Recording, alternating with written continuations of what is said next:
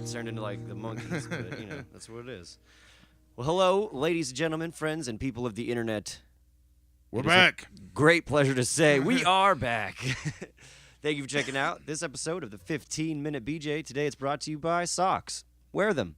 Mine are nice and woolly and keep my feet warm outside. Welcome to 2018, bitches. We made it. We didn't think we were going to, but we did. We did. We're here. There's even that day right before Christmas that I thought we were all going to die when that SpaceX missile thing took off and nobody knew about it. Did you see that? No, because I was one of those many people who did not know about it. Brandon came over and said hi, and he was like, "Hey, did you see this cool cloud outside? It looks like a spaceship." No. Yeah, I had no idea what it was. We saw it on Snapchat or something, and Fernando was like, "Where is this? This is Chula Vista." And I was like, "Yeah, let's go outside and see if we can see that shit." So we immediately just run outside and look up, and boom, there's this fucking thing that we didn't know if it was a missile from like North Korea or if it was like an alien or whatever. Nobody knew. Everybody's just outside freaking out. And I just remember like, this was the moment that like, you know, we could all die. In my head, like I thought it was like, my first thought was it was a missile. Like we were all about to die. But I wasn't like scared, which kind of threw me off. I was like, man, I thought I'd be more scared than this. I kind of did freak out a little bit because I was like, man, everybody's seen this shit but me. So if I'm going like to go because of something, I'd have no idea. You'd be the last one to know. I'd be clueless. I'd walk out and the earth could be like scorched. Yeah, just like one day wake up and you're living in Fallout 3. Yeah. Just me and my dog. Just roaming the Wonderland. Yeah, well, so we made it. It's 2018. You got any goals for this year? Do you set any resolutions? I don't typically do that shit. I don't set resolutions, no. I feel like my goals kind of change throughout the year. I got like ADD. I can't say like I'm going to do one thing this year because I probably won't do that one thing. I'll do many other things, but that one thing. And then I'll just sit there and think about like, well, I didn't do that one thing, so I'm a shitty person. Yeah, I pretty much don't say I say I'm gonna do nothing. I'm not gonna say that I have this planned or that I'm gonna accomplish this goal. I'm just gonna wing it and try and make things better than they were last year. That's all. Yeah, it's like when people give up stuff for Lent. I always say I'm giving up quitting. I quit quitting. I quit giving up. You know, yeah, it works out every year. Yeah. Well, it's been a while. I don't remember when the last one we did was. Probably like right before Thanksgiving. No clue. Makes sense to think that right before the holidays is when I got the laziest and stopped doing this. But we have been having some technical issues, so I'm gonna blame half of this on that. This computer is good. It's been good to me for the many years that we've had it, but it's just dying. Damn Bill Gates. But we're not gonna let that stop us. So we've just decided, as a podcast, that we are going to plow through any technical issues we get, and that's going to be part of our charm. Pretty much like we do everything else. Exactly. Like, you know, when you wake up and it's hard to pee, you just fucking plow through. Yeah. So we're going to do that. If this crashes at any point, you know, we're just going to pick it up right where we left off, and unless this computer is left in a pile of smoldering ashes, we're just going to keep on going. Yeah. We'll find glue, duct tape, zip ties. We'll make it work. Yeah. Radioactive material, whatever we have to do to bring this to you, because we know that you, the listener, you really can't live without us, and it's been a rough couple of months. I don't know how we've lived without you. Yeah, who can live without a BJ, right? It's a rough life. It's probably why wars happen. Probably. They just need more BJ in their life. All right, so that's what we're going to do. Our goal. This is our resolution for 2018. Put all the world leaders in the room and give them a BJ. I'll sit in front of them and be like, hey, guys, let's talk for 15 minutes. This isn't the BJ one. That's why World War III starts. Yeah. Peace is not accomplished until the BJ has been given. The yearly BJ. That's why so many old men are grumpy too. They don't get that BJ on their birthday because they fucked up for 364 days. That's true. That 365th just blew them. I don't know. Is there 365 days in the year? I'm kind of stupid. How many days are in a year? 365, unless there's like a leap year or something. Right. So do you count today as part of that day? Like, if you're like, I'm going to count a year from today, there's 365 days from today, or is it 364 days plus today? That is a very good question. These are deep questions for early in the morning, I know. What I would probably end up doing is waiting till next year this time and then going back and counting how many days it was, because that's my style. All right, so you're going to be the guy keeping hash marks on his wall. 1, 2, for science. Probably. All right. Well, I expect 365 dashes on your wall. They're just gonna be everywhere. You'll find them on the fence. Be like Victor Zaz, just putting them all over your body. Oh, Batman shout out. That's for our one nerd listener out of like the 6 of you. But we appreciate it, because it's weird to think that like people actually are listening to this. I may joke about it a lot, but I've been told a couple times like, "Hey man, when are you gonna do another podcast?" I was like, "Wow, somebody listens to this." Yeah, well, I mean, I myself was thinking the very thing. Like, hey, I haven't listened to myself talk in a while. yeah, Like R2D2 and fucking Force Awakens just sitting there collecting dust and just like, beep. bloop. Well, we're back. So if there's anything that you folks out there want to hear us do or want us to add to this show, it's really about you. So just put it in there. My goal is to keep it going and talk about whatever comes up, mostly about music stuff, because that's kind of like what my life revolves around, that and like, family stuff. But that's a whole different podcast, which maybe I should start. Maybe me and Fernando should just start like a gripe at each other podcast. You where, guys should do that. husbands and wives can just come on and Do gripe it. at each other. It would just be us every week like, hey, man, you left the fridge open. Like, I don't know why that's my Fernando voice, you but peed on the toilet seat. that's Fernando talking right there. Sorry, baby. But yeah, speaking of music, 2017 was a pretty good year for us. We played some pretty big shows, like thinking in retrospect. And we played quite a few. Everclear, Sprung Monkey, Mest, the Ataris. We got crazy this last year. We did the Mannequin Vanity Showcase show and Gypsy Fest. It was a pretty big year. You Pretty got big any? year. You got any favorite memories from any of those shows? Honestly, Gypsy Fest was probably my favorite. I know I'm so looking forward to it this year. It's now my yearly goal. I look forward to when the date's released, and I know ahead of time when I'm gonna be able to have a good weekend. Yeah, which, by the way, Gypsy Fest is going down this year, June 9th, 8th and 9th, 8th and 9th and 10th, I think. I don't know what the dates are. It's the 9th for sure is the day that we're doing music. I think Yeah. 8th is like a VIP day, but you guys can check it out at sdgypsyfest.com, I think, or it's Gypsy Fest SD. Gypsy Fest and some combination of SD or San Diego. Look up SD .com. Gypsy Fest, and chances are I think it's you'll find- sdgypsyfest.com. If not, go on Instagram and find SD Gypsy Fest. That's the what I follow. Yeah, and try and get out there this year and party with us. It's gonna be a great festival out in the desert, and it's in June, so it's not gonna be like super duper hot.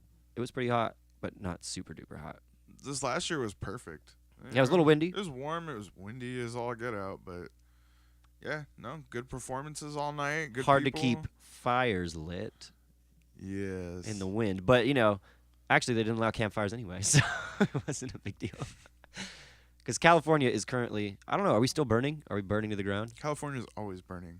Burning to the We're ground. constantly burning. I mean, It's because we're a den of sin, and this is our punishment. how many bands have written songs about California burning or cities burning in California? Right? Quite Bad a Religion few. would never have written any songs if there was no songs about California burning. Right? I don't know the chords, or I was going to play it, but we all know the song we're talking about. You guys know. Yeah, I don't know. We just had these like big fires, and now we're having rain, and like the whole state is like sweeping away. I'm just waiting for that Well, earthquake that's like just gonna, The mudslides have been crazy these last 2 days. which makes me really crave a mudslide. Which makes it's a fucked up thing to say because I know it's like ruining a lot of people's lives and like ending some. But like, have you ever had a mudslide? Those are fucking delicious. I have. It's like girly ass drink, but oh my god, they're so Well, good. I mean, is it messed up when it's hurricane season and I want to go have a hurricane from the liquor store? Or an Just kidding. adios, motherfucker. No, I don't think so. I think it's all coincidence. You don't think about things until they're put right in front of you, and you're like, oh yeah, I've had a mudslide true. before. Those are pretty good. It's just context. Context is key. Did you know that Charles Manson died? I Speaking did of hear context. that. I did hear that. Yeah, Charles Manson is dead, and they've finally like narrowed it down to like a pen pal and like a very distant grandchild, great grandchild or something like that to like give his estate to. What I'm is- really hoping it there's an goes to the crazy estate? pen pal person, because if that does, like, the crazy pen pal person's gonna be selling shit What do you left fucking? and right. What do you honestly inherit? Yeah, Like, what does he have? Like, I don't know. Yeah, I mean, he's Maybe pretty like much, the bag of things that he left at the police station when initially arrested, like his keychain like, and like. here's a 30-year-old comb and some hair. I Dude, mean, people would buy that shit in a heartbeat. I wouldn't, but people yeah, would. no, there are people out there that would definitely spend their hard-earned money on that. Surprisingly, There's a lot of people out there that are like into serial killers. We should write a song about serial killers. That's gonna be the next big hit song about Siri. Goes, you remember that song Hitchhiker Joe? Yeah. I think Steve Poltz wrote that shit. Mm-hmm. Yeah. Hell yeah, I remember that song. Don't pick up Hitchhiker Joe. It's a good song. The 90s. Not Steve Poltz, man.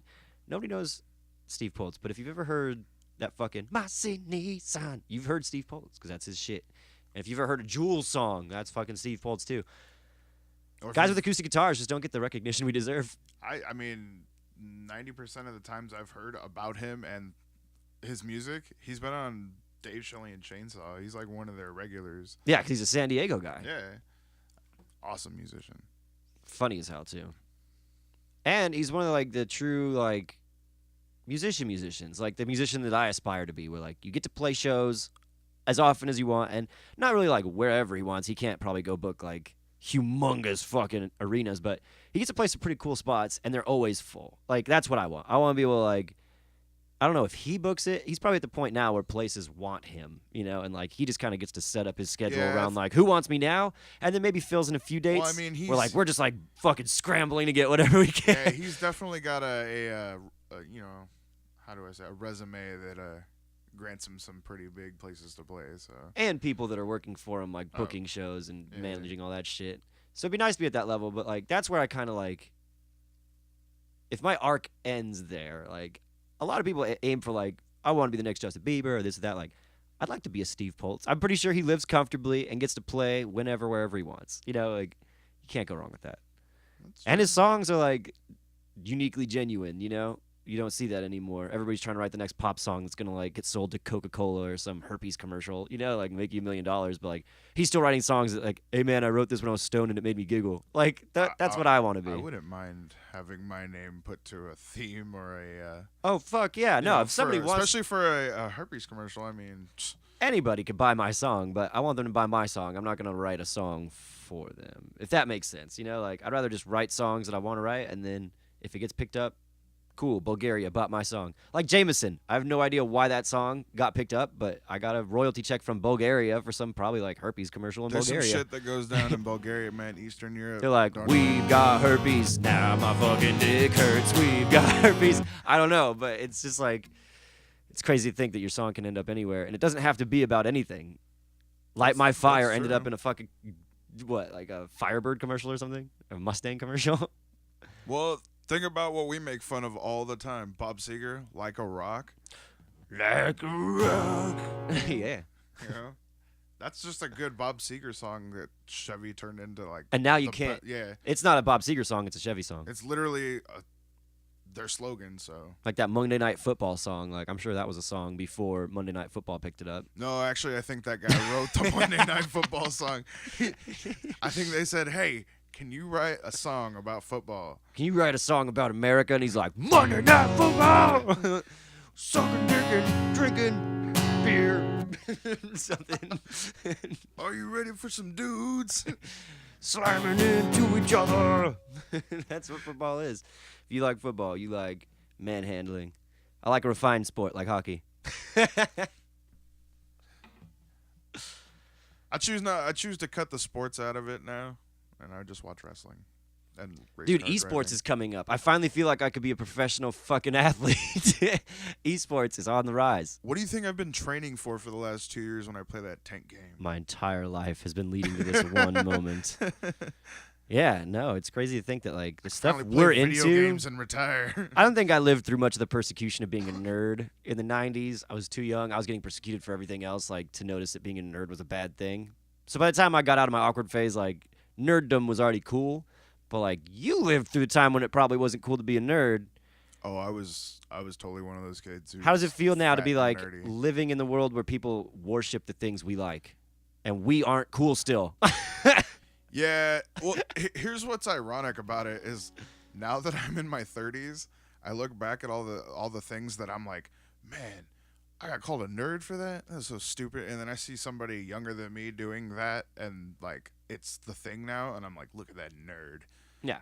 When it's like it was uncool to like Batman. Like I was in 6th grade, had a Batman binder, and it's like, you're too old for Batman. I was like, you're never too old for Batman. Batman is you. And now people are like, I'm gonna be buried in a Batman coffin, or fucking Squirrel Girl's getting a movie. Yeah. Like, what the fuck? How is it that we have become accepted? Well, our culture has become accepted, but we have not. That is a very valid question.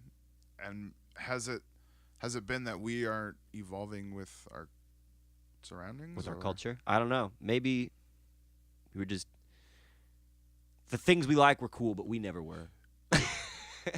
True.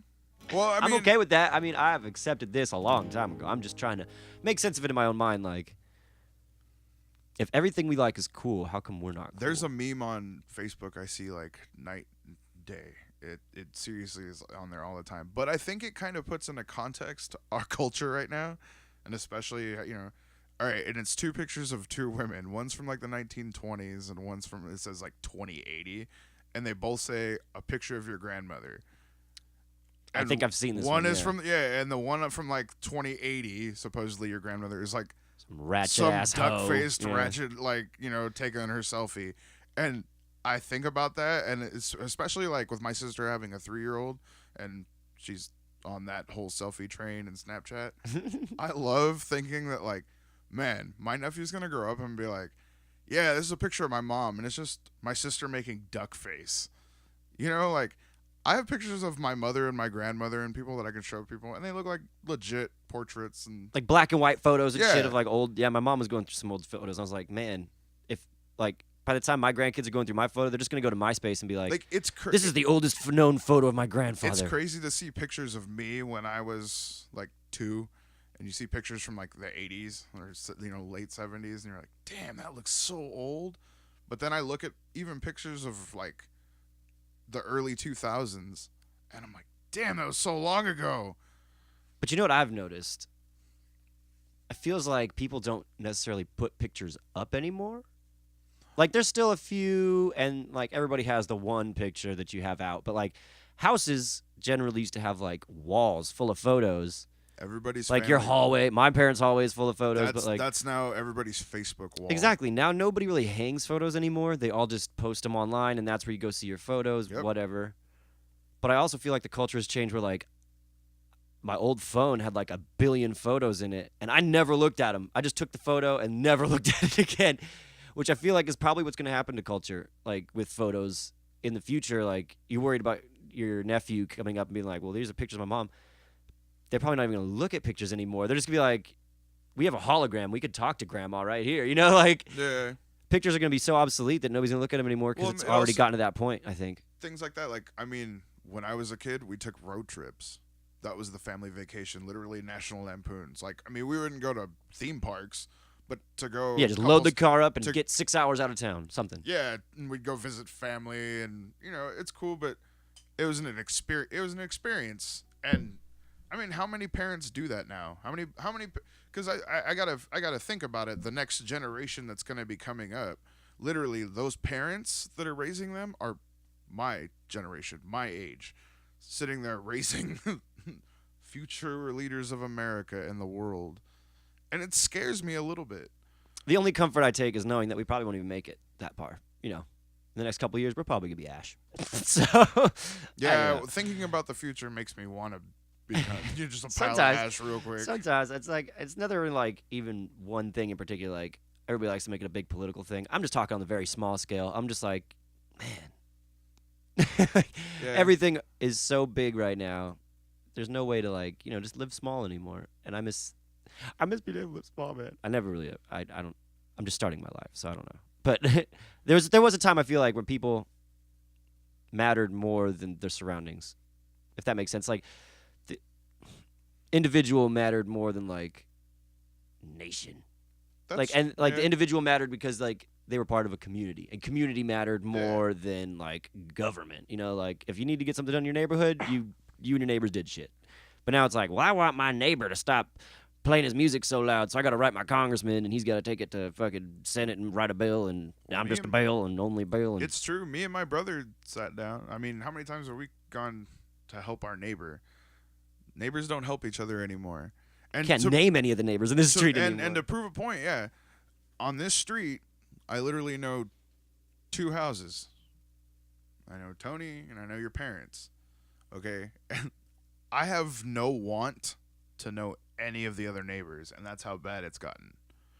I don't, like, cause if you go so long without having someone go, hey, how's it going, neighbor? Hey, how you doing? And having that talk once in a while, you kind of just feel like you're living in your own little apartment building. Well, it's our responsibility too, I think, to go out and like welcome the new neighbors and shit, which we never did. So all these new neighbors have like moved in and established, and like some have moved out, most haven't. So it's like, well, I'll get around to meeting you next time. So I'm gonna probably make a fucking effort when I move into a house. Like apartment, that's totally different. Everybody who lives in an apartment is scum. So we're not. But that was my point of getting to, is the way the neighborhood, like, how close people are is non-existent. That's how it feels like. Like, I'm not just the old guy on the block. When two houses over, when they throw parties, like, it really annoys me that they not only throw a huge party and disrupt everybody, but that they disrupt the whole block. Because as much as I partied back in the day, we kept it to ourselves. Nothing of anybody's ever got broken. Trash was never left on someone's front yard. I just feel, I feel like the old man of the block, and I'm not. No, I think it's just the climate we live in. Nobody wants to talk to each other anymore. We'd rather just creep on each other's Instagrams and grinders. I'd rather just send them a DM saying, hey, fuck you. Yeah, exactly. Hey, man, welcome to the neighborhood. If you need anything, message me. Yeah. And then that's the other thing, too. Like, how many people really get into a face-to-face confrontation over something anymore? It's usually like somebody sending insults over social media, and then they happen to meet up. Or a bad Yelp review. Yeah. Watch out for those Yelp reviews. But yeah, back to the community top. Like, that's where folk music started, I think. Like, I don't know the history of folk music, but my impression of it is like it started when people were like, hey, I got a guitar, and you got a fucking drum set, or you got a saxophone, or whatever we got on this street. And, like, the neighbors would play, and they'd have block parties, and all of a sudden, like, hey, we got this little folk trio, and, hey, we're pretty good. Let's take this to a road show or something, and let's, like, that's how folk music started, and that doesn't happen anymore. So, like, now our style of music, like, of people getting together and jamming, or kids starting garage bands and doing shit like that, it's on the way out because everything can be done in your room by yourself. Oh, yeah. With no human interaction anymore. Well, it's amazing. Like, there's, on YouTube especially, I follow some kids who are probably, a good 10 years younger than us. But they make money off Creep. Yeah, right? But they make money off of YouTube more than I've ever made in a regular job. And they are basically do-it-yourself, like, recording artists. I struggled for years to even make my own tape in my bedroom. And these guys can lay down drum tracks, bass tracks, vocals, everything in the matter of like an afternoon in their... But they can't walk into a room and introduce themselves to somebody who they feel is higher status than them and sell that music to somebody or pitch themselves to somebody. They don't have that skill. Some of them do. Skill. They can't... Once you pull them out of their comfort zone, their bedroom with their mic and their camera and their perfect lighting and their auto-tune and everything that they can do to themselves to make themselves as presentable as they want on the internet, put them in a real fucking situation. That's why I'm glad to be me and not one of them. Like, we can still walk into a bar and be like, hey, man, I'm a musician. Can I play here? Cool. I can play for these people, and they will like me. But, like, those internet guys, I feel like, let's say that the internet goes bye-bye with this fucking... last law that just, killed net neutrality, or they're trying to anyway. Like, it's a very real thing. I'm not saying it's happening now, but it's a very real thing that, like, the internet could just get shut down. We can go full dictatorship and be like, no internet. Or internet gets too expensive and people start saying, no, I'm not going to have the internet anymore. Like, it's just going to be a thing where, like, maybe the internet's not going to be as important as it is now. And those people are going to be missing the skill that they need the most, the one that means I have to go talk to somebody. Yeah. I think that's the whole net neutrality is kind of going to be a sad thing, too. Not just for these people who are, young guys, up-and-comers making their living doing basically what we're talking about. But think of all the things that have faded away because the internet took over, and what happens when the internet's basically under thumb. Right. Yeah, it's a bummer to think that, like, the internet... Yeah, there's a lot of fucked up shit out there, but the internet... Look at the record, the record industry, right? Look at the way records are put out. It's not the way it was in the 90s even. anymore. But I mean, most people put out an album on iTunes before you see an actual physical copy, right? What happens when the internet goes away? You think people are still gonna make albums? You think half these people know how to make albums? Nope. It's kind of scary. That's why I like some of the musicians like the Foo Fighters putting stuff on tape and old reel and stuff like that. And yeah, doing real shit, like not just. It's like the equivalent of like a blacksmith nowadays, you know? Like Yeah, I could definitely appreciate the ability to like foster an online audience, and like I envy it to the core. I wish I could do it, but it's only good if it comes with the other side as well. You know, you gotta play both sides of the field. So that's my goal. I'm pretty good at the other side of the field. Now I'm gonna get good at this internet field. Ooh. Watch out, internet! Here I come. And then Home that runs. neutrality's gonna get shut down, and we're never gonna be able to do another podcast as long as we live. So we tried. But I think that's a good place to end. This is a right positive there. note to end on. We're gonna wrap up today's 15-minute BJ. Thank you guys for checking it out. As always, make sure you like, subscribe, share. Tell everybody about it. Give your grandma a BJ. Send this podcast to your grandma and tell her, hey, listen to these guys talk about life and things they know nothing about, but, you know, sounds. Thank you guys for checking it out. We are BJ, and we are Brian, and we are the 15-Minute BJ Podcast. We're out of here.